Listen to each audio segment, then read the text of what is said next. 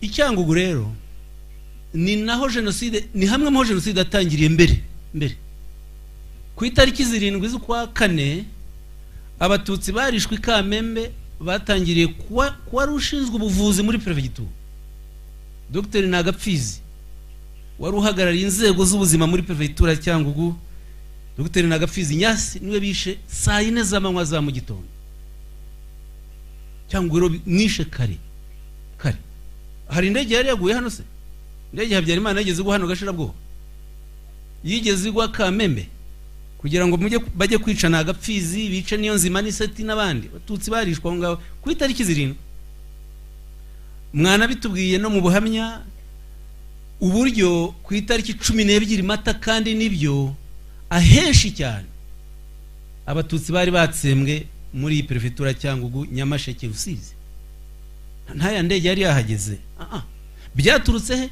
Kuri rya ronda bwoko yangenga bitekerezo y'urwango natangiye mbabwira kare, niyo yatumye aba bantu bino bagira urwo rwango no kwica mu buryo kandi bubi kandi bwihuse. Soze rero ku ngingo ngiye gusorezaho iminota 2-3 cyangwa 5 daye kuko irakomeye. Ni ingingo irebana n'ipfobya n'ihakana rya jenoside yakorewe abatutsi, ni ingingo irebana no kwibasira ubuyobozi bw'u Rwanda, kububeshyera no gushaka kubwangisha abaturage. Dufite abantu harimo abakomoka muri aka karere, tuturere twombi Rusizi na Nyamasheke, basa nk'ababigize akazi bahemberwa, akazi kabatunga. Ikijyanye no gusebya ubuyobozi bw'u Rwanda, ikijyanye n'ironda bwoko, ikijyanye no gupfobya jenoside yakorewe abatutsi, hari abantu bari mu mahanga bakomoka mu tuturere babigize akazi. Mufitemo abapadiri harimo ibikonyozi by'abapadiri nka 4 cyangwa 3. Witwa Nahimana Thomas, uharuki mubabwira afite agashyaka ngo yashinze, mujya murumva banavuga ngo afite na guverinoma yashyizeho ngo ikorera mu buhungiro. Guverinoma yakorera mu buhungiro ikagera hehe, igakora iki, imaze iki, iva hijyahe. Akagira undi mugenzi we nawe ngo ufite akandi gashyaka witwa Murengera Ntwari Theophile, mperuka ba mu Budage ariyo avugiriza induru. Hakaba undi we rwose mu iki gihe ubona agomba kuba bihemberwa n'abantu, witwa Rudakemwa Fortunatus w'Imwezi. Bagafashwa rero n'undi munyapolitike wita umunyapolitike witwa Ndagijimana Jean Marie Vianney. Ndahagarira kwabo gusa, nabaha n'undi rutonde rw'abandi bumva aho bicaye mu mahanga bashobora mwebwe abaturage mufite ubuyobozi bubakunda bubakorera, bagejeje ku iterambere muzi, bakibeshya ko bashobora kubashyiramo ikinyoma cyabo mukacyemera. No, nibikunda. Aba bantu rero ndagira ngo ahubwo mbabwira bari bo, birabafasha no kujya musesengura no kujya musobanukirwa no kutabeshwa n'ibihinda. Tabeshwa n'ibihinda imiyaga ngo ize ibatware. Umwabonye Rudakemwa yambaye kandi bambara hano ariho ababwira yigisha kuri YouTube, mukeke ko ari kirimo ntacyo. Nironda bwoko ryabarenze ryabasabitse gusa, ryani ryabangira abatware ryabinje mu kera nababongwa n'ubusa. Padiri Rudakemwa Fortunatus avuka ahitwa Nyamubembe, murahazi, paruwasi ya Mwezi, aho zari komine yitwa Nyakabuye muri Rusizi. Yahawe ubupadiri 88, ajya gukora muri paruwasi ya Mibirizi, nyuma ajya muri paruwasi ya Cyangugu, hava muri 93. 93 yoherejwe kwiga i Roma, kwiga ibijyanye n'amateka ya Kiliziya, Histoire de l'Église. Arangiza amasomo ye, ariko arangije amasomo mu gihe yandikaga igitabo biremewe kuri ubushakashatsi bwo kwandika igitabo, kuba wabikora utari mu mashuri. Bamwohereje rero kuba muri paruwasi mu majyepfo y'Ubutaliyani, paruwasi yari ifitanye umubano na diocese ya Cyangugu. Aragenda bayo, hanyuma abakristo baje kumurega yuko yibye amafaranga ya paruwasi. Icyo mugifate kuko ntimukize, mujya mubona nabigisha, mujye mumenya ko ari igisambo cyambaye ivara. abakristu bamurega ko bamuregera musenyeri wa diocese Regio Calabria ko yafashe amafaranga ya paruwasi ayaguramo imodoka igezweho ndetse anigurira ibikoresho biryoshye byo mu nzu birimo televiziyo n'ibindi. Abakristo barabimurega bati uyu mupadiri ntabwo ibyo akora bijyanye n'umwuga wa gipadiri, nasubira iwabo tuvire muri diocese. Diocese ya Cyangugu irahanyanyaza, basaba yuko bamubabarira ntagarurwe mu Rwanda akabanza akarangiza amasomo ye.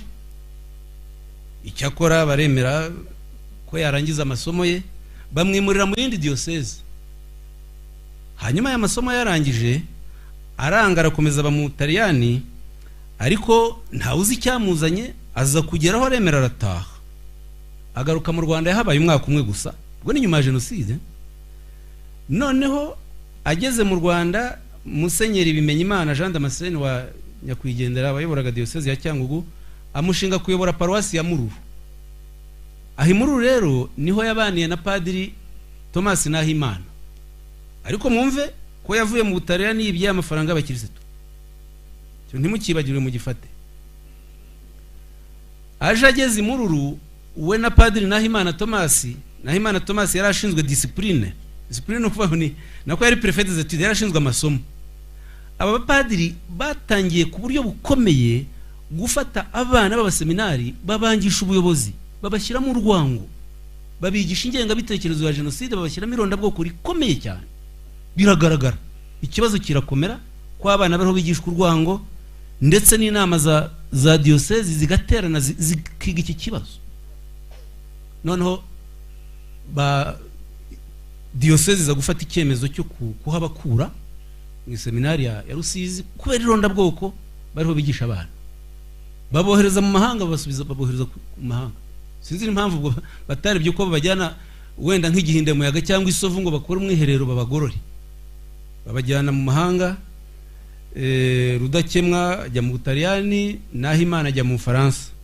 Bageze mu Faransa rero urwango bararukomeje, ahubwo babonye umwanya wo kurukora ku buryo bweruye.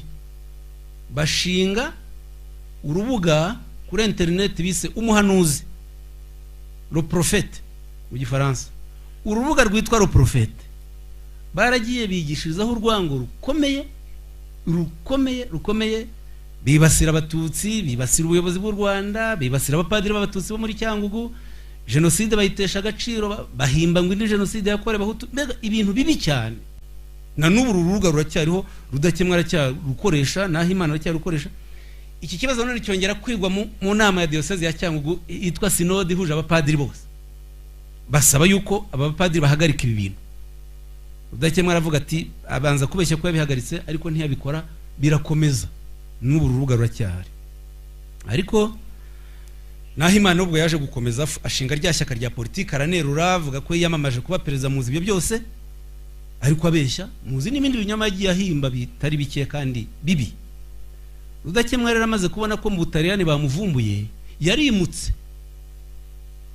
Wasanga ubwo yenda afite n'andi mafaranga yibye mu Butaliyani, arimuka aragenda ajya muri Canada. Ubu niho ari muri Canada. Rero icyakora ubu ngubu nuko imbuga nkoranyambaga zaroroshye, wari wese ashobora gufata YouTube, ukajyaho ugashinga YouTube ukavuga ibyo ushaka. Ushaka kuvuga ibyiza ukigisha nk'ibitiro tuvuga, ushobora no kwigisha urwango, ariko ntimuzabikore mwebwe. Rudakemwa yahisemo ibyo ngibyo. Ikibazo rero Padiri muzamutubwira, simugutumyeho, wenda ni mugenzi wawe nushaka uzamubwire cyangwa uzamureke, sinzi kuko yarenze nihaniro. Ariko nimujya mubona bene nk'uyu wambaye nk'uko wambaye uwo nguwo wadusengeraga, noneho ari kubwira isi yose yigisha urwango, yigisha ikinyoma mu izina ry'Imana, mu izina rya Kiliziya. Aba batera igitutsi nuko muzerewe mu mwamagane, ubwere muti ntuduheho, tubyiho uvuga ntuduheho rwose. Ariko yigisha urwango rukomeye. Icyo akangurira abaturage nuko batamwumva kandi ntibagomba no kumwumva. Akangurira abaturage kwigomeka ku buyobozi. Abaturage bahabwa serivisi z'ubuvuzi, bahabwa amashuri, bakorerwa imihanda, ibikorwa remezo byose, bahabwa iterambere igihugu kimaze kubagezaho cyiza. Umuntu wicaye muri Canada utunzwe n'udufaranga tw'abazungu akababeshyeshya ko mwigeze kujya mu bupadiri bwa muri 1988 kugira ngo mwumve ko hari icyo kibigisha. Mujye umenya ko uwo muntu yatatiye igihango icyo cy'ubumuntu, atatira igihango cya kiliziya n'icy'Imana beshya ko yihaye. Bene abaro ntimukabumve. Mugenzi we wundi witwa Ndagijimana Jean Marie Vianney.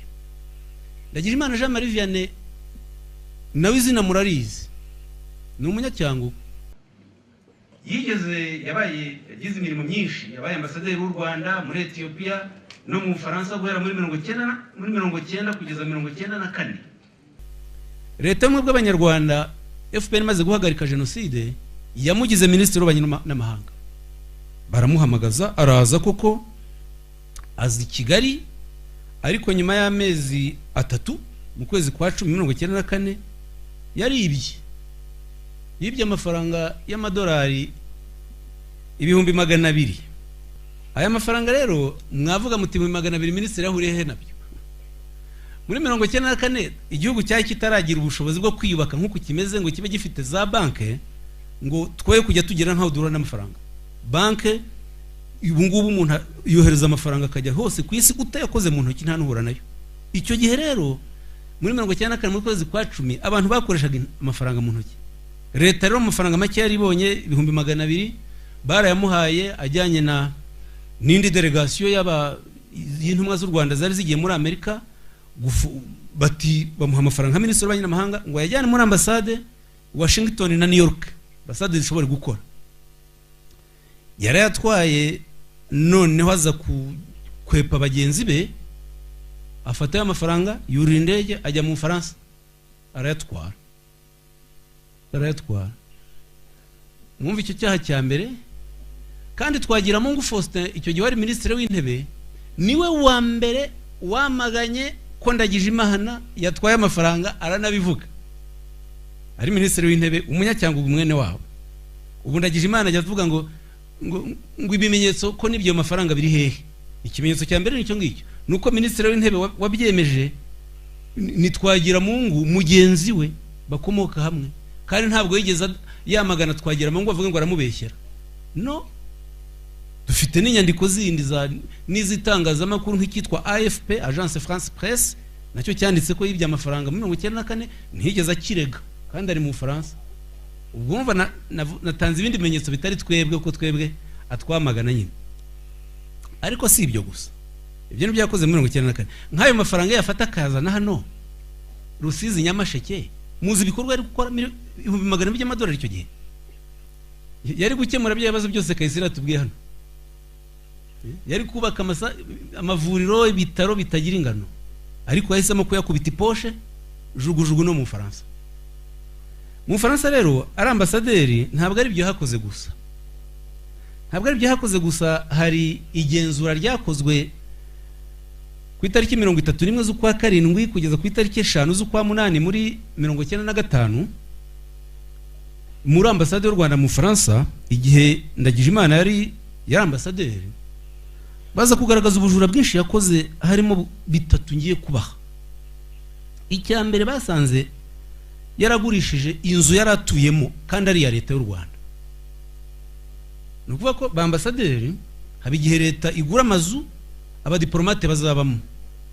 Inzu rero leta y'u Rwanda, ambasaderi y'u Rwanda yabaga mu Faransa, leta y'u Rwanda yiguze mu mwaka wa 1989 iyigura $3,750,000 by'amafaransa y'icyo gihe. $3,750,000. Ntabwo nzi neza imibare aho y'ubu ngubu ko bingana, ariko ushobora kuba ari hafi nka miliyoni nk'eshatu z'amadolari icyo gihe. Ni igiciro cy'inzu. Noneho rero muri 1992 iri genzura ryasanze muri 1992 ni muri cya gihe amashyaka menshi ariyo yari afite za ministeri na za ambassade. We rero yari yaragiye nk'uhagarariye MDR. Ahageze iyi nzu yayigurishije muri 1992 ayigurisha $1,685,000 by'amafaransa. Ni ukuvuga hafi miliyoni n'igice y'amadolari. Arayigurisha ku giti cye nk'ambasaderi. Amafaranga ntiyahaye leta, yayakubise poshe miliyoni. ahubwo sinzi yagombye kuba ahubwo ngo bagenda mu ndege agenda muri jet privé n'aya mafaranga. Noneho ministeri rero yarabimenye, ministeri y'ububanyi n'amahanga yarabimenye. Icyo gihe ministeri y'ububanyi n'amahanga yaborwaga na Marc Rugenera, muramuzi Rugenera Marc, ubu afite abi Kigali hariya, yari mu ishyaka rya PSD. Bamenya ko ibi byabaye, basaba ambasaderi Ndagijimana yuko yasubiza aya mafaranga kandi ubugure akabutesha agaciro. Arabyanga, ntiyabikora. Ikindi cyagaragajwe n'igenzura nuko no mu kuyigurisha ntigeze akoresha igena agaciro kugira ngo agaragaze byibura agaciro nyako k'inzu. Mwumva inzu yari yaraguzwe miliyoni 3,750 by'amafaransa, akayigurisha miliyoni 1,685. Yahitesheje agaciro kw'icya kabiri. Urumva ushaka kwiba no kugurisha nyine yagurisha make kugira ngo ayavanemo. Bon, icya kabiri, iri genzura ryagenye no muri bareba konte za ambassade, basanga ambassade y'u Rwanda mu France ari ifite konte ebyiri. Imwe muri yo yakoreshwaga na Ndagijimana ubwe n'umusirikare mukuru wabaga mu France wahoherejwe na leta y'u Rwanda witwaga Colonel Sebastien Ntahobari. Sebastien Ntahobari avuka muri Butare, niwe wasinyaga ku ikonte. Iyi konte iranyuzwaga amafaranga menshi cyane, niyo yakoreshwaga mu kugura intwaro hirya no hino, agasinywaho na Ndagijimana na Ntahobari.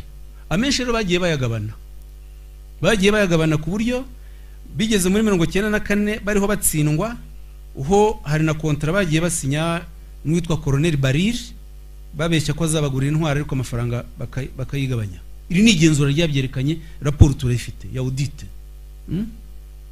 Noneho icya gatatu nuko Ndagijimana muri aya mafaranga menshi yibye yageze naho ubujura bugeraho burengeje mu buryo n'umukozi we wo mu rugo kandi wahembwaga ubundi leta yishyurira abadiplomate n'abakozi bo mu ngo.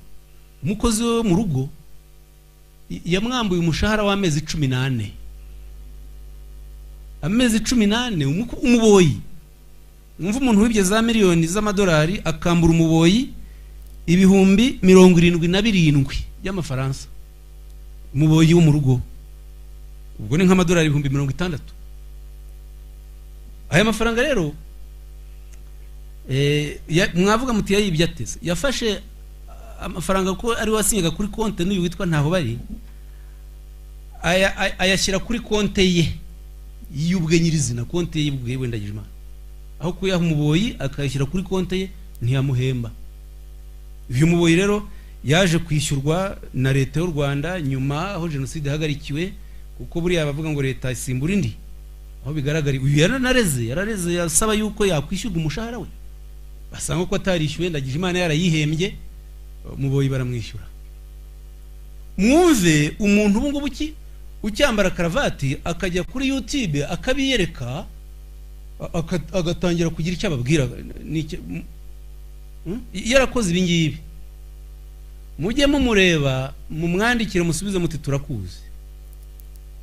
Wamujura we, zana amafaranga y'igihugu watwaye, igihugu kirakeneye ngo kiteze imbere, natwe turakeneye yishyure mituweli z'abaturage n'ibindi. Reka nsoreza rero, izi ngero zifatika nazibahaye mu rwego rwo kubereka uburyo abapfobya jenoside banyura mu nzira nyinshi zirimo gusebya ubuyobozi bw'igihugu, zirimo gushaka kwangisha abaturage leta kandi bagamije inyungu zabo bwite.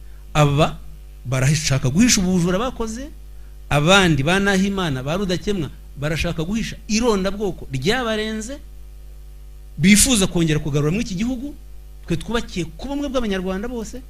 Barashaka kutugarura muri urwango rwabo, biduhaho rero urwango rwabo, nibarwihamanire. Namwe mujye rero mumenya gusesengura, murebe ibyiza bw'ubuyobozi bwa leta yacu, muyishyigikire kuko ni leta yacu yanyu, si yundi. Ni ubuyobozi bwiza buha umuturage ijambo, buha umuturage agaciro, buha umuturage icyubahiro yambuwe imyaka yose. Aba bantu ubundi ntabwo muri cyangwa guhagombye kuba harabaye nk'ibi ndiho mbabwira. benshi barabatijwe. Paruwasi ya gatatu ni Mibirizi yashinzwe mwaka w'1900 nakomenya ari ya kabiri 1900 ni ya gatatu. Save zaza Mibirizi 1903 yagombye kuba nta kibazo cyahabaye cyo kwica nk'ibi ngibi. Iyo urebye ama methodiste bashingiwe Ikibogora, nabwo none mwaka karere idini raje ritangiriye Ikibogora mwaka 1942. ADPR ahoze muyivuga ifite n'insengero nyinshi cyane muri Nyamasheke na Rusizi. ADPR nawe yatangiriye Igihundwe. Dufashe nk'ayo madini atatu gusa yatangiriye mu gace gatoya ka prefecture imwe. Abaturage abakristo bayayobotse n'abakristo bagombye kuba barabanye koko kivandimwe, bakumva ko bahuriye mu mwuka wera, bahuriye muri Yesu na Yezu. Ariko bamwe barafashe bica abandi, na bamwe mu bayobozi b'amadini bica abandi, bica n'abakristo. Umwe mu batangije ADPR Cyangugu Pasteur Nsanzu Rwimo niwe wisha abantu Igihundwe. N'ubu we afatanyije na Rudakemwa mu gupfobya genocide mu Bubirigi. Abo bantu rero nimujya no gusenga, mujye munasaba n'Imana ibatandukanye n'ibitekerezo by'abo bantu.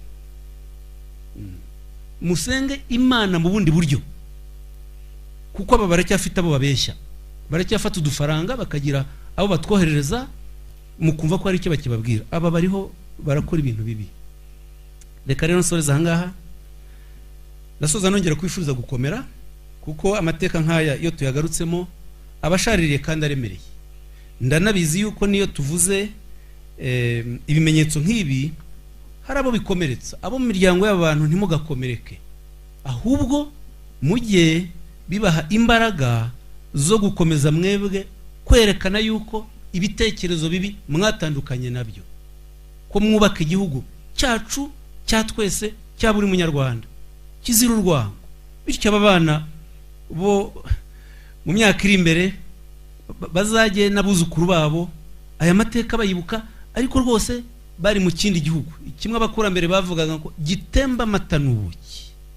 Dukomeze twubaka u Rwanda rutemba amata n'ubuki, u Rwanda rwa twese, rutari urwo Rudakemwa ashaka na Ndagijimana bashaka. Murakoze.